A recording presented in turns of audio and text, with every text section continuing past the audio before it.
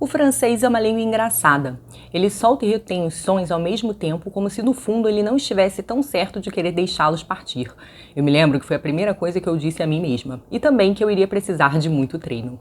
Olá, seja bem-vindo ao canal Chave de Leitura. No vídeo de hoje a gente vai conversar sobre O Azul das Abelhas, livro de Laura Alcoba, autora argentina radicada na França.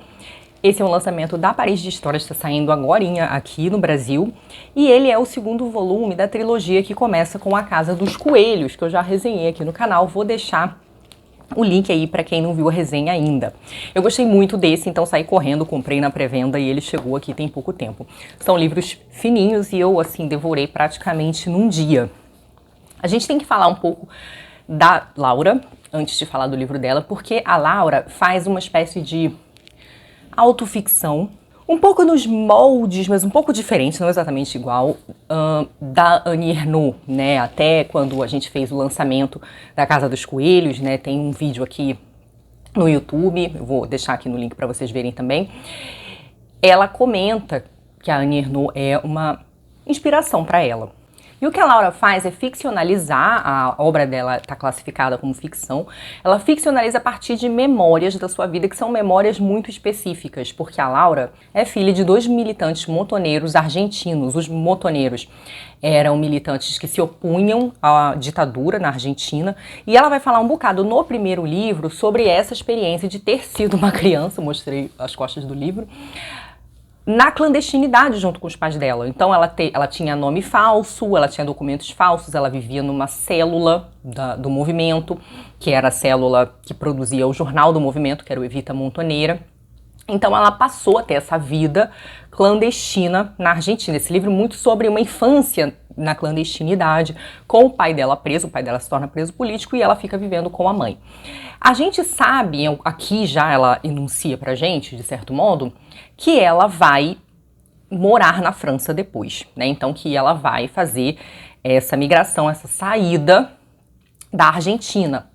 E esse livro aqui, então, ele já vai tratar dessa outra fase. Enquanto aqui na Casa dos Coelhos era uma criança, assim, em torno de 7, 8 anos, aqui ela vai ser uma criança, a gente vai ver memórias, né, ficcionalizadas dessa infância a partir dos 9 anos. O livro começa com ela ainda na Argentina, separada da mãe. A mãe vai para a França primeiro, ela vive um tempo com os avós, então fica apartada dos pais, né, dos dois, porque a mãe fica na França e o pai tá preso.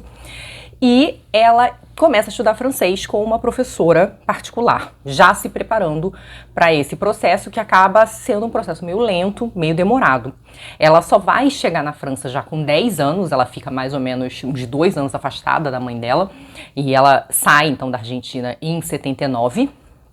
E a gente vai acompanhar aqui no Azul das Abelhas esse processo dessa criança que vai deixar de ser uma clandestina no próprio país para ser uma refugiada em outro país. Então é uma infância muito peculiar.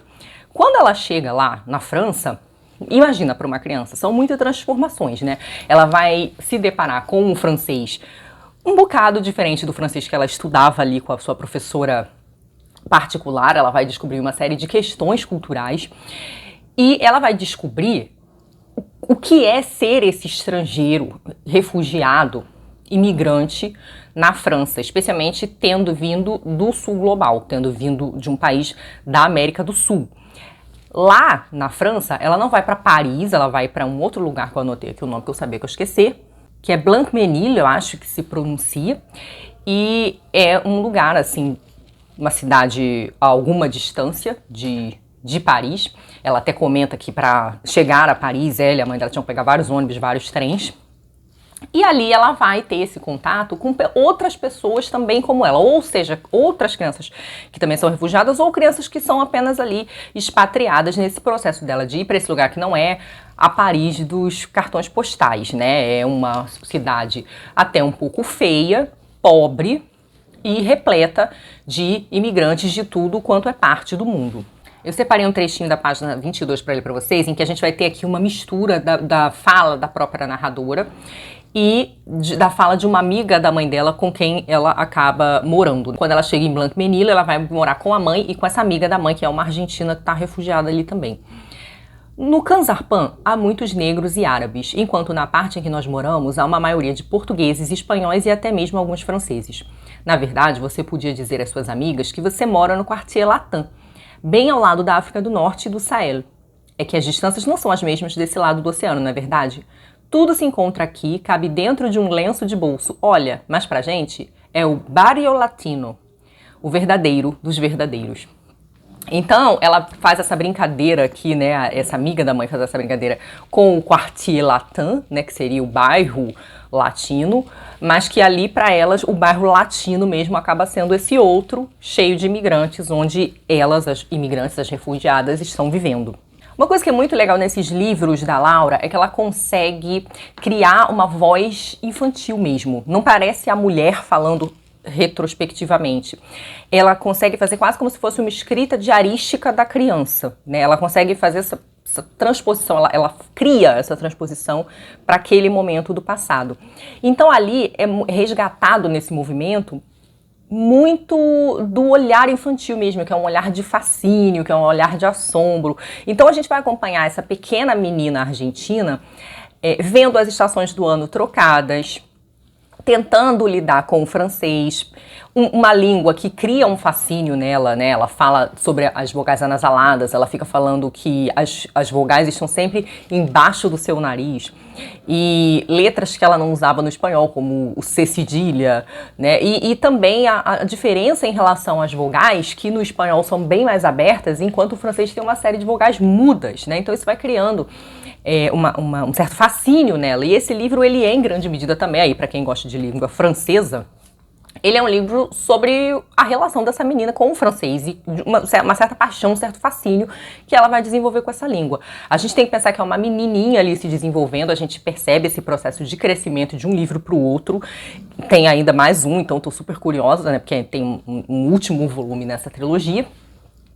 E a gente vai percebendo o processo dela querer se enquadrar, se encaixar, porque o que a gente tem aqui é uma menina entre dois mundos, né?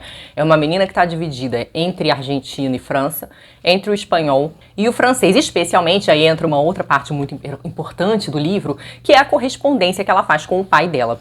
Quando a gente fez o lançamento com a Laura Alcoba, isso foi uma coisa que ela comentou pra nós, que uma coisa muito importante desse segundo volume era a correspondência que ela ia fazer com o pai dela. Uma vez que ela vai pra França, eles fazem esse combinado de se corresponder toda semana, e o pai dela, muito fofo, decide ajudá-la na sua adaptação na França. Então eles combinam que vão ler os mesmos livros, né? O pai dela consegue, ele tem jeito de conseguir alguns livros lá na prisão, e eles combinam de ler os mesmos livros, ele lendo em espanhol, ela lendo em francês, e eles vão comentar então as leituras para que ela tenha certeza de que ela entendeu a leitura, enfim, para que ela consiga ir ali se aclimatando com o idioma e, de certo modo, também com a cultura francesa.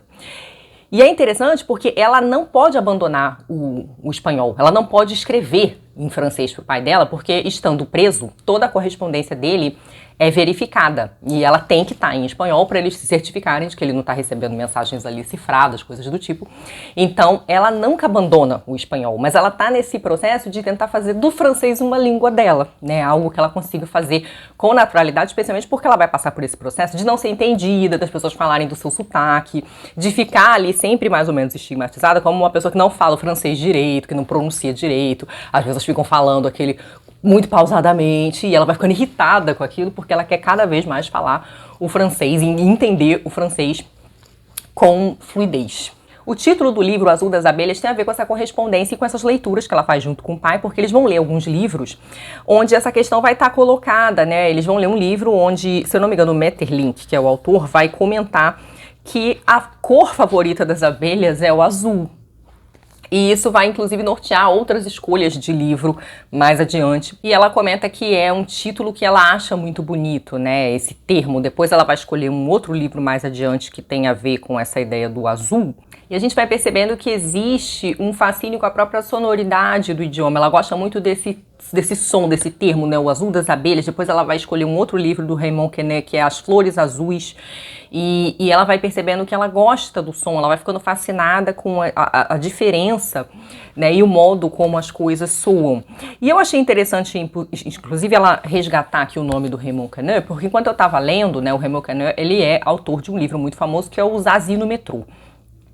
E eu fiquei pensando que o livro da Laura essas histórias, né, esse especial que é ela na França, né, uma menininha na França, ele se relaciona de maneira muito particular com alguns livros importantes que têm crianças e que se passam na França e que são crianças que estão, de certo modo, numa situação marginal, como ela está, né? Ela, na escola, vai fazer amizade, na maioria das vezes, com crianças imigrantes e ela vai, por exemplo, descobrir que o trabalho da mãe dela, o trabalho que a mãe dela consegue na França, é fazer o transporte de crianças com alguma deficiência mental. Essas crianças vão para terapia, então ela vai lá e passa o dia levando essas crianças para terapia. Então também algum tipo ali a gente pode pensar de marginalidade. Então, além do Zazie do metrô, que é a história de uma menina que não mora em Paris e ela vai para Paris e apesar dela não conseguir andar no metrô, ela vai ter, na verdade, um contato com um subterrâneo diferente de Paris, que é o subterrâneo das pessoas marginais, dos párias, né? Ela vai passar a história convivendo com esses párias.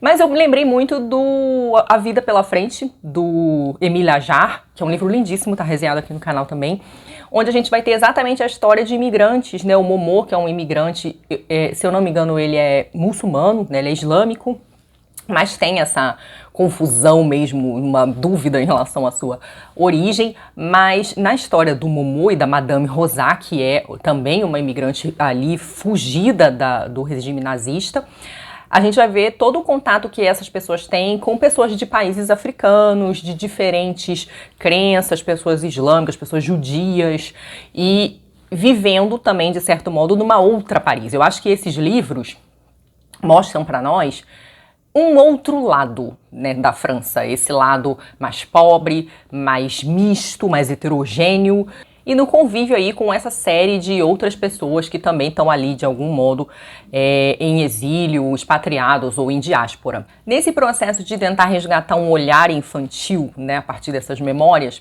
a Laura consegue fazer um mundo interior dessa criança que é muito rico e a imaginação está sempre muito presente. Isso já era uma coisa que tinha me chamado muita atenção na Casa dos Coelhos e que me chamou muita atenção aqui também, que é o processo dessa criança fantasiar e de se fascinar com as coisas. Uma das situações que acontece aqui, que me marcou por uma certa identificação. Para se sentir dominando a língua francesa, né, ela buscava amizade, contato com outras crianças francesas, embora a maioria das amizades dela não fossem exatamente francesas num primeiro momento. E aí ela faz amizade com essa menina, que ela dá uma idealizada num determinado momento, até que ela percebe, não que isso diminua o fascínio dela com a menina, ela percebe que a menina tem um olho de vidro. E ela começa a ter quase delírios com esse olho de vidro, porque é algo muito diferente, algo que ela nunca tinha visto. Eu vou ler um trechinho aqui pra vocês. E ela fica ali se perguntando, especialmente porque a menina, pra ela, era muito perfeita, era uma menina muito bonita, era uma menina muito legal, e no rosto dessa menina tinha esse olho de vidro que a menina vivia ali normalmente. E eu me identifiquei muito com isso, porque eu, quando criança, tive uma colega, eu também estava aí na casa dos 9, 10 anos, eu tive uma colega de classe que tinha um olho de vidro, e eu também era fascinada com o olho de vidro dela. É o tipo de coisa que você não quer ficar falando, mas é muito difícil quando você tá olhando pra pessoa, você não ficar olhando para aquele olho, porque ele é diferente do outro. E porque a pessoa vive normalmente, você vê que a pessoa não sente dor, e é uma coisa muito estranha, porque até então eu nunca tinha pensado que alguém poderia perder o globo ocular e ter uma bola de vidro no lugar, né? Eu acho que passa também pelo estranhamento, fascínio que a personagem vai ter aqui. E aí, como eu queria mostrar pra vocês um trechinho dessa questão imaginativa, que é uma das coisas que eu mais gosto no livro, eu vou ler um trechinho da página 96. Esse trecho tem a ver com uma viagem que ela faz, né? Ela é levada por uns franceses, umas famílias francesas decidem levar algumas crianças refugiadas para conhecer a neve, para fazer uma temporada de neve, né? E esquiar e tudo mais. E de repente ela tem uma lembrança desse olho de vidro. A dona do olho não tá lá, não tá nesse momento. É a Astrid o nome da menina. Foi durante a sacudida mais forte que eu pensei na Astrid. Com o que teria parecido a cena do seu olho perdido se tivesse acontecido aqui sobre o tapete de neve?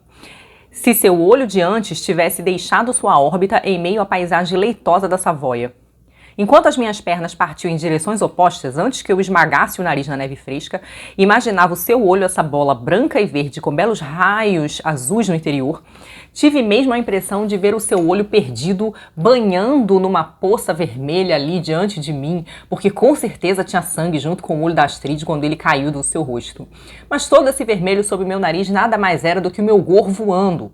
Mais uma vez pelos ares, um gorro vermelho com um pompom colorido que em breve Paul me ajudaria a colocar colocar de volta sobre a cabeça, oferecendo-me o braço para que eu me levante.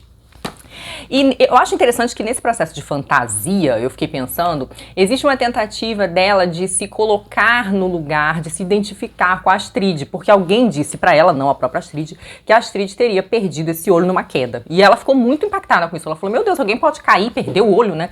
Então você vê que quando ela tá ali tentando esquiar e cai, ela tenta fazer essa identificação com a amiga que é francesa. E aí, eu acho que aqui é uma questão de muita honestidade.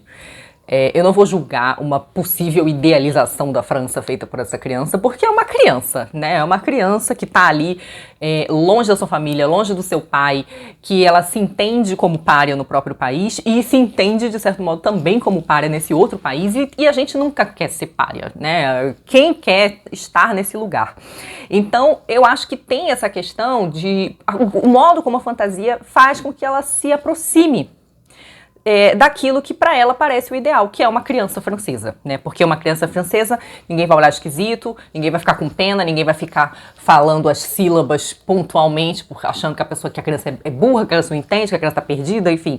Que é algo que mexia ali com o orgulho dessa criança, né? E eu acho interessante nesse processo da honestidade da personagem é que a gente vê os orgulhos dela, os egoísmos dela. Ela é muito honesta, é uma personagem honesta, eu acho, além de ter esses momentos de impressionismo próprio que eu acho muito bacanas. Então, assim, queria muito recomendar, é um livrinho muito curtinho, mas eu queria muito recomendar porque é uma leitura muito gostosa. É o tipo de livro, assim, muito bom pra você ler quando nada tá fluindo, sabe? Aquela leitura que você engata, o texto é gostoso. Então fica a recomendação não só do Azul das Abelhas, mas do livro anterior, A Casa dos Coelhos. E me digam se vocês já tinham ouvido falar da Laura Kouba, se chegaram a ler A Casa dos Coelhos e o que acharam. E muito obrigada pela companhia, muito obrigada sempre aos apoiadores e membros por apoiar o meu trabalho. Um beijo grande, até a próxima. Tchau!